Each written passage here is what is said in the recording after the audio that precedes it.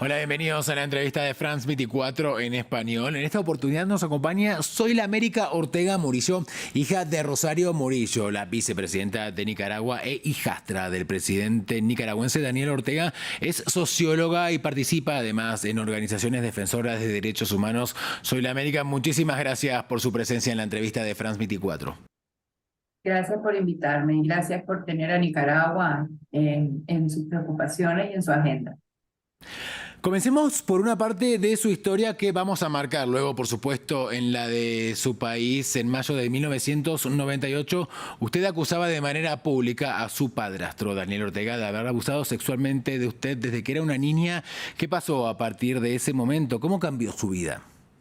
Eh, Romper el silencio en 1998, hace más de 2 décadas, cuando todavía el tema del abuso sexual y de los derechos a las mujeres no estaba en el desarrollo que tienen hoy, tuvo para mí un costo muy alto, porque desde aquel momento el sistema jurídico no estaba preparado para recibir algo como lo que yo hablé. Sin embargo, creo que haber roto el silencio definitivamente me dio el acto de libertad más importante para mi vida, pero al mismo tiempo la impunidad me obligó a tener lecciones como aquellas que se vinculan a que el primer ámbito de justicia es el que una se da a una misma. Sin embargo, debo decir que la violencia política hoy en Nicaragua, que ha ensayado los mismos métodos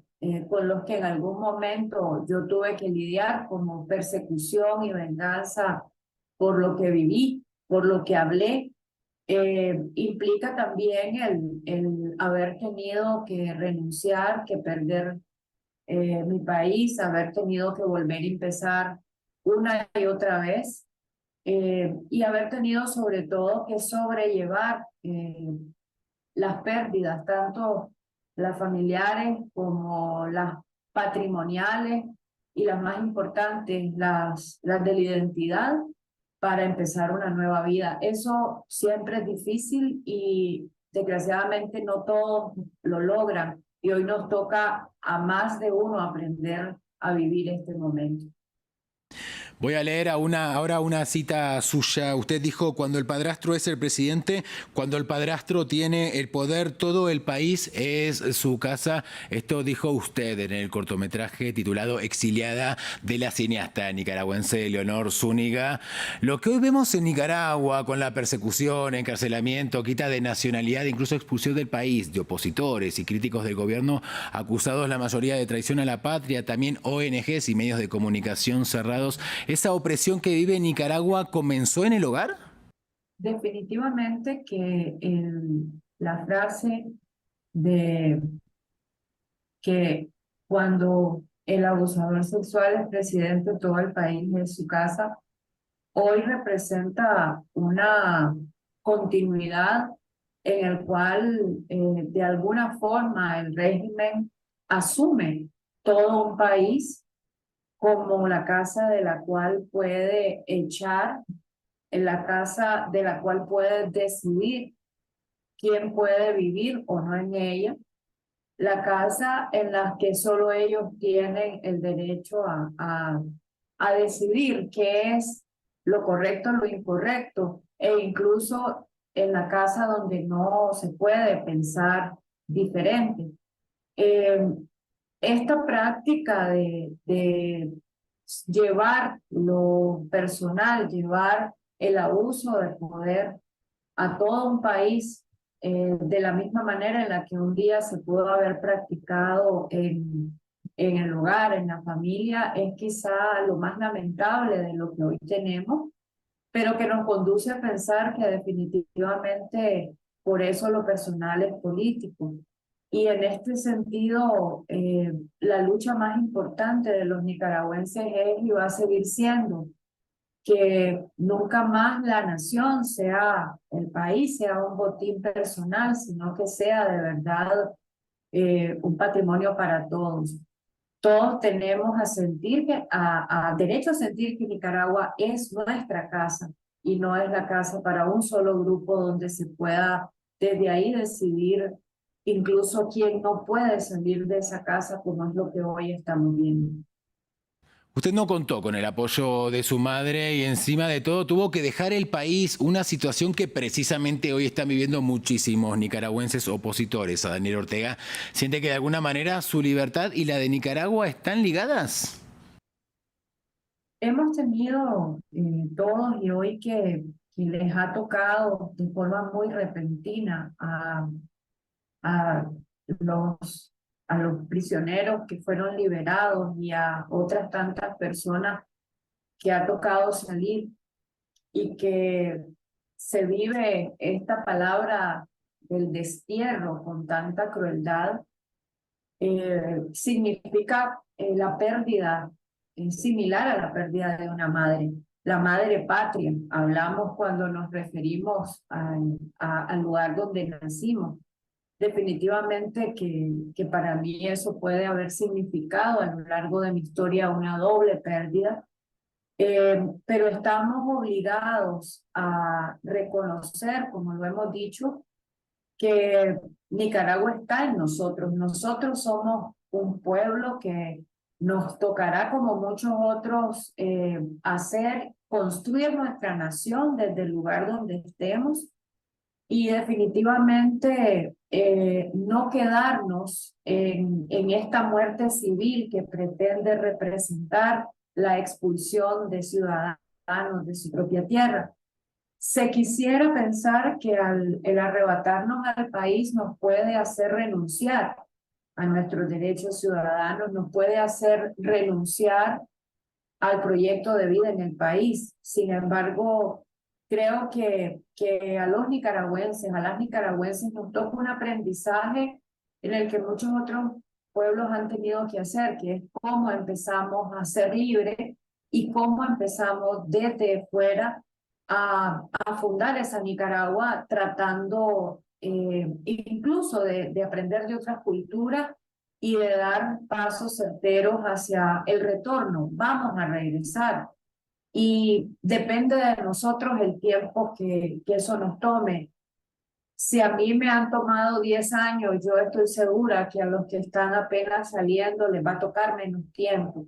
Pero eso depende, como usted bien lo ha dicho, de cómo asumimos ese reto. Hay mucho por hacer fuera.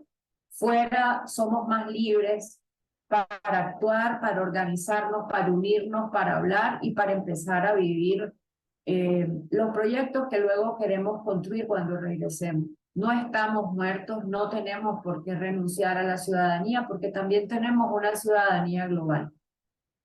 Usted, por supuesto, ha conocido muy de cerca a la pareja Murillo-Ortega, pero ha pasado mucho tiempo y sobre todo mucho poder acumulado, ¿verdad? Lejos de lo que muchos creen, ¿no? Que usted, por ser hija de Murillo, conoce la dinámica de la pareja en lo que es todo el ejercicio del poder. Más bien, a esta altura, ¿los desconoce?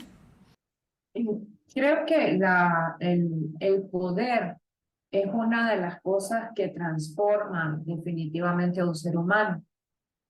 Tendríamos que hablar del exceso del poder como algo que definitivamente construye personalidades autoritarias, dictatoriales, como también el que nos quiten el poder nos puede conducir a una posición de víctimas y de personas sin sentido de vida. Definitivamente que lo que ha pasado en Nicaragua puedo haberlo intuido desde perfiles de personalidad abusivos, es decir, que lo que yo viví en mi propia experiencia pudiese ir creciendo hacia lo que hoy está, pero soy parte de esos nicaragüenses que se sorprenden ante cuando creemos que ya no va a haber otras formas nuevas de hacer violencia y la volvemos a encontrar.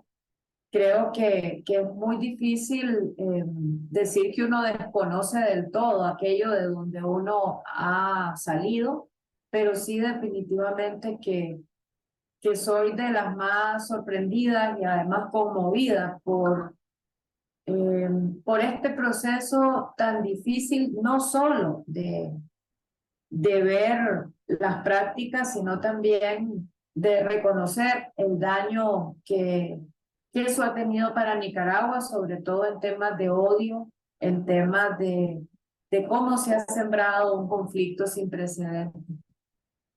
Para finalizar, un mensaje para quienes todavía resisten en Nicaragua. Pensar en amigos, en colegas, en esa familia extendida que yo he tenido allá de amigos y también, ¿por qué no? Pensar en los que están escondidos.